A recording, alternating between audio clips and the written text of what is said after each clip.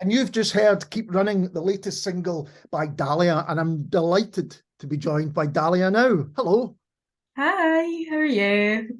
I'm really well, thank you. And thanks for taking the time to No have a problem. chat. What can you tell us about Keep Running, the song? What's the kind of idea behind that? So this is a song about a lot of big feelings, I would say. Um, it's it's quite a it's quite a sad song, but it's also got quite a lot of like euphoric moments and very inspired by trance music, like 90s dance music and all that stuff. So I'm like, you can be sad, but it's like tears in the club sad. Um, so yeah, and the whole song is just about kind of you keep running away from yourself and eventually you'll catch up with yourself and you're gonna have to face that stuff anyway. So you might as well just do it now. I'm really interested in that kind of idea because a lot of your music has that kind of, it's a dark or melancholic, but in first listen, you might not pick that up Yeah. because, it's upbeat. And I was really interested in the way you've described it on Spotify as Which House to Cry in the Bathroom. It's a Yeah. great description. But how do you think about your music, really, apart from that description? Um, I think my music is like this weird hybrid of like there is those like dance elements, but it isn't like you're not gonna be fist pumping to it. Um, so I always think of it as like I always imagine somebody listening to this, they're on their way home from a night out. It's maybe been a bit of a crap night out, and they're maybe feeling a bit sorry for themselves, and they'll be fine in the morning once the drink's wearing off. But that's kind of how I imagine people listening to it. It's that like walk home of like, oh God, I'm a bit drunk, I'm a bit sad. I'm walking past all these clubs and I'm hearing like boom, boom, boom. Yeah. But I've got Phoebe Bridgers going on in my ears and it's that kind of weird, very specific moment. It's interesting because it kind of reminds me, perhaps not in the way it sounds, but the kind of tone to it, a bit like mid-period Depeche Mode, where it's quite euphoric, but there's darkness going on there as well. Yeah. I grew up with a lot of that stuff, like Depeche Mode and like Joy Division and all that kind of thing of like those kind of yeah, like euphoric stuff. Like that's all my parents were listening to was this like weirdly euphoric stuff. And then you look at the lyrics and you're like, Jesus Christ, are they all right?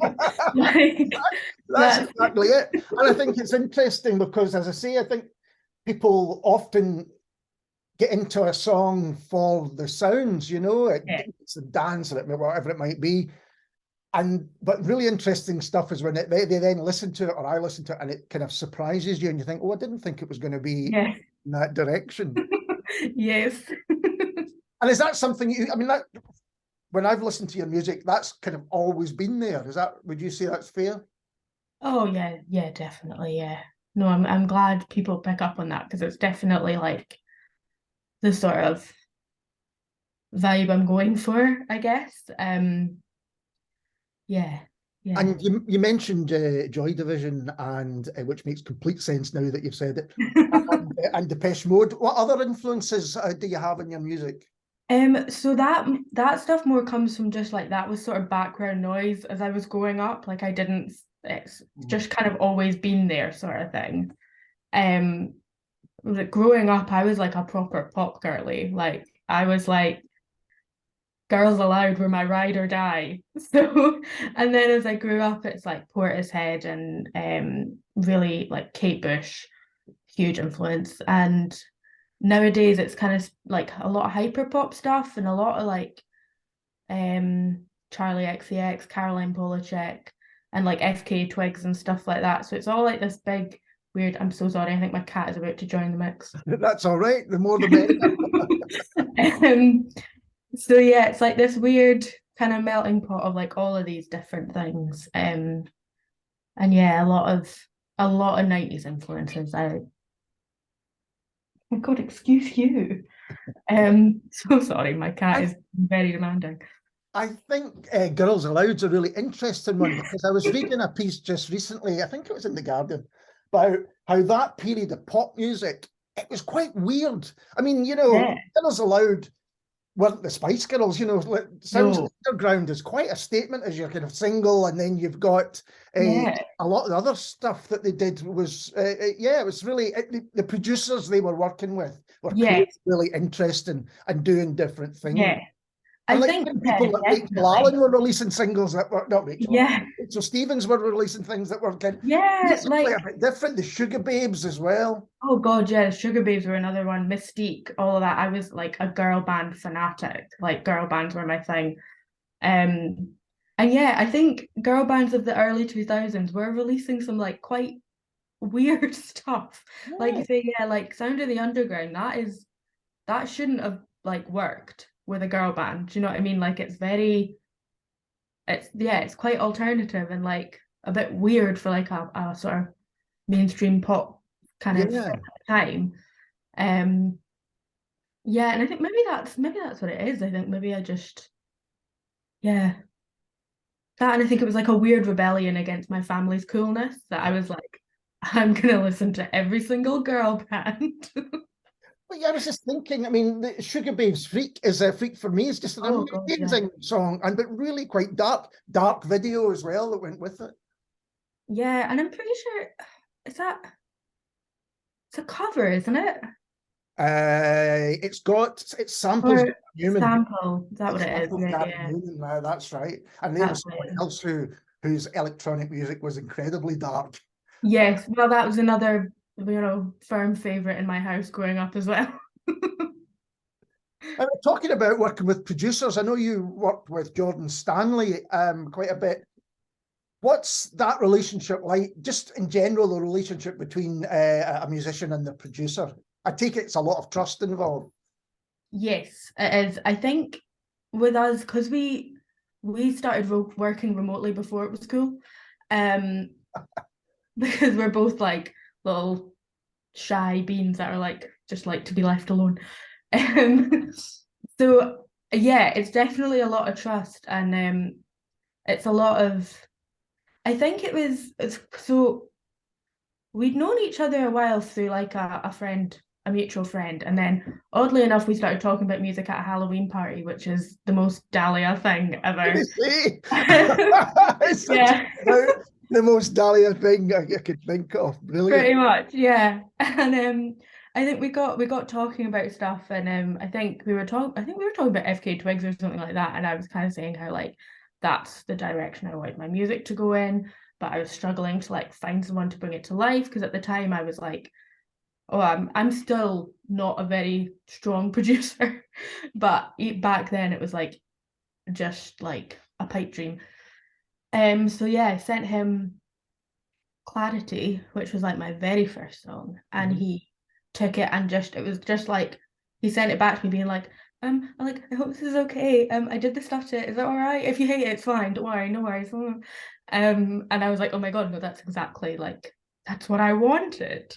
Yeah. And yeah, and then it's just, yeah, we just do that now. It's just like back and forth. And now I'll send him stuff and then he'll send me stuff and then sometimes we'll work on stuff together. We've evolved and now occasionally we'll do work in person together.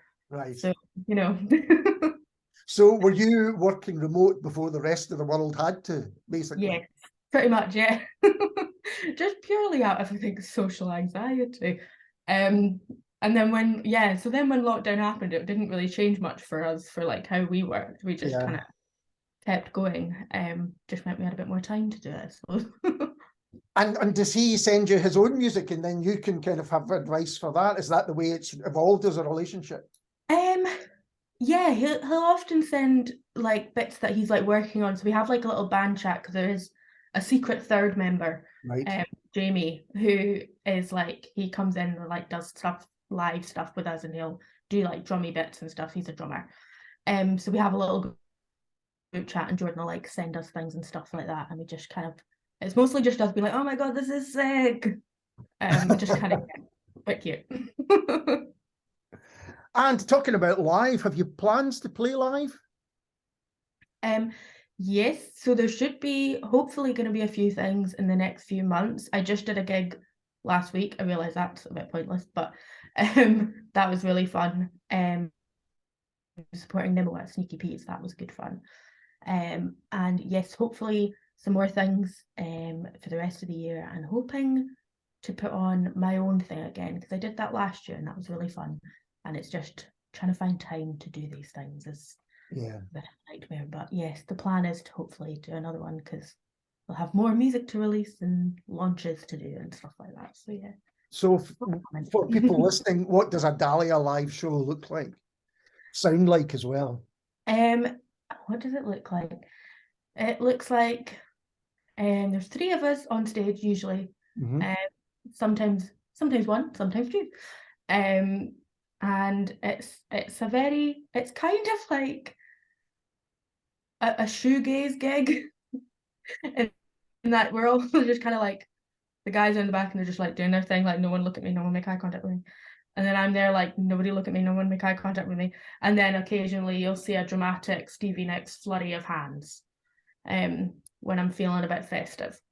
Yeah, I think I'm quite like a I don't know if that's the word, like insular performer. I don't know if is that the word I mean, insular? I don't think that's the word I mean, but yeah, quite like a in my own world performer, I think.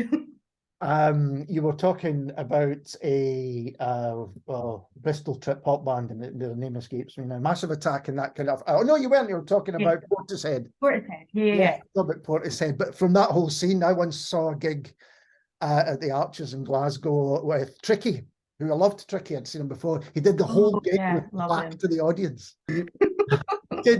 We were all there, and this thing was down, and just Tricky had his back to us the whole time doing it. So you can even take that further if you really wanted to.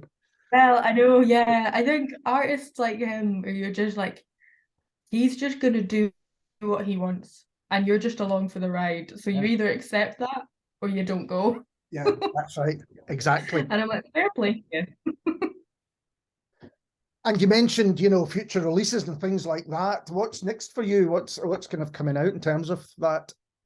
So we've got another single that's going to be out in hopefully a few months. This one's, there's not a huge amount of subtext. This one is just like a proper dance track that's like, it's just fun, which is a bit of a change for me. But yeah, I think this was one that maybe Jordan sent me actually, and then I was like, oh, this is really, really fun, this is really different. So it gave me a bit of room to like mix things up a bit. So yeah, this one's just like kind of pure dance track, and just a lot more fun and a bit less depressing. So it's a bit of a reprise. And then working on an EP, which is an open-ended project at the minute that I'm not sure when it'll be done, because I keep writing new stuff and going, oh, maybe that could go on it. Instead of like working on the songs I have. So I have a little monkey brain. So yeah. You could end up with a kind of classic double album instead of this EP. I mean, yeah, on a bit of a roll at the minute. So I'm just going with it, because you never know when that's going to stop. And it sounds like the next single is almost a sister piece to the current one, because it's in the club, but they're dancing instead of crying going home. That's quite a nice balance.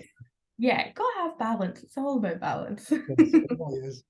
Dahlia, thank you so much for talking to me. I really enjoyed it. Thank you so much for having me. And this is Dahlia and Top of the City.